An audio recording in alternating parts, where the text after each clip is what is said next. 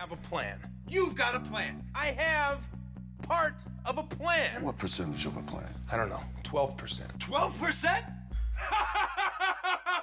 That's a fake laugh.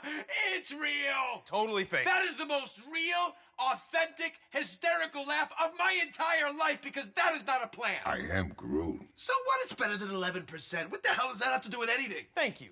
I think I know what it is about Rocket that makes him such a captivating character, and that's the emotional through line that you follow when you go on a journey with him. You know, at first he's a gun-toting raccoon who spits and scratches himself, and it's funny, you know, and it's like kind of wild and crazy. He's this brash little raccoon, and you know, but then you have a moment where you realize how vulnerable he is when you see that he's cybernetically enhanced. He's like the result of genetic engineering and testing. He's just a little creature, and people call him rodent, and people call him rat, and people call him raccoon, and he doesn't even know what those things are. All he knows is that he's different and he's lonely. You know, he's on his own. There's no one and there's nothing in the world like him. You know, you know, and that's a really sad place to come from. And so when you can root a story in that kind of dramatic reality, it really is captivating, and you follow a story and it becomes heartwarming. So that's why this works, and because it's like the best cutting-edge CG that's ever been created in cinema thus far. So the combination of the two makes for a pretty captivating character, and Bradley voicing it, he kills it. So it's kind of the trifecta. I think that's it. Well, for one, I mean, he's a raccoon. He looks, cute and cuddly, but he's really this surly little angry raccoon, but who's also brilliant, but I think he's just so witty and edgy and angry and surly.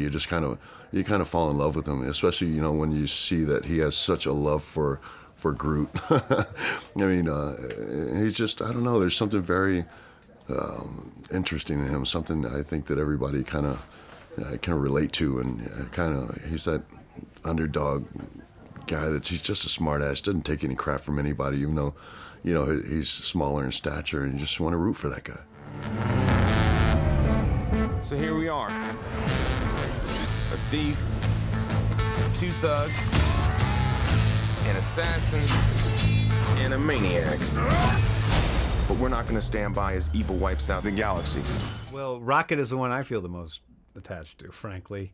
I think that he is... I don't know why the audience is so obsessed with him. It's probably just because he's a talking raccoon who looks real, and is mean and has a machine gun.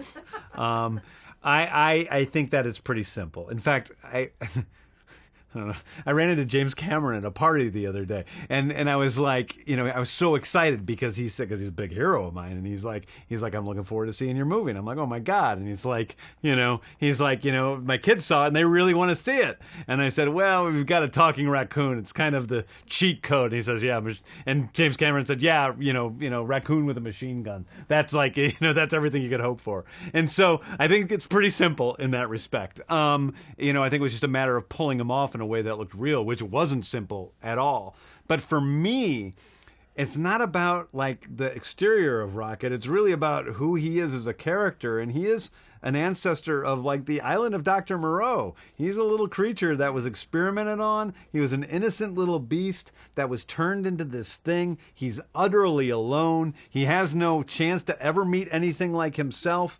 And for me, there's a lot of like sadness in that character, and I think that makes him very, very different than what people may first expect when they hear, oh, Rocket Raccoon. They call themselves the Guardians of the Galaxy. This might not be the best idea.